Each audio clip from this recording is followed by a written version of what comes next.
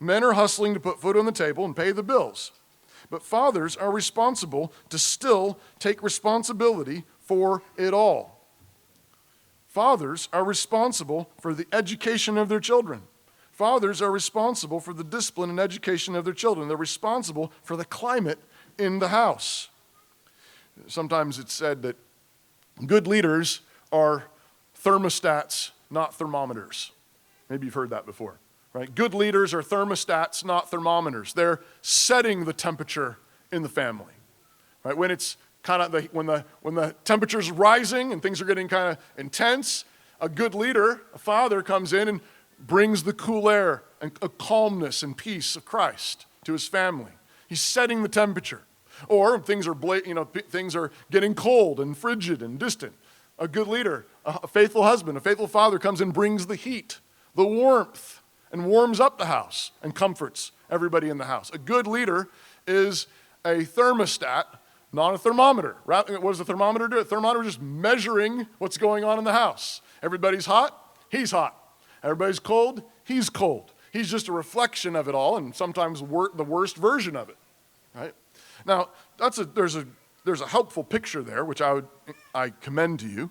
Be the thermostat, don't be the thermometer. But there's another sense in which the Bible teaches, look, you are the thermostat all the time. Turns out you actually don't have the option of really being a thermometer.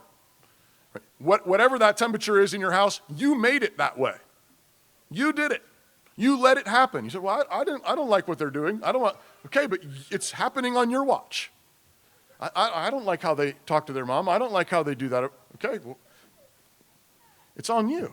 This is your house. It's your family, right? You're letting it happen. What are you going to do about it? You're to be a thermostat. You're to set the temperature in your house. And in particular, as it comes to education. You're not to say, look, I don't have time for that. Just pick out the stuff. Figure it out, honey. You're not allowed to just do that.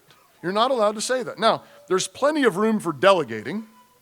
There's plenty of room for delegating, but it must be true delegation, not abdication. If a CEO has a company and he has 15, 20 employees, and every day spends his whole day going into every single office and looking over everybody's shoulder and, what are you doing? Okay, all right, yeah, that's what I said. Good, all right, I'll be back in 15 minutes. And then goes to the next office and does the same thing, and goes to the next office and does this, and that's called micromanaging. And that CEO is an idiot.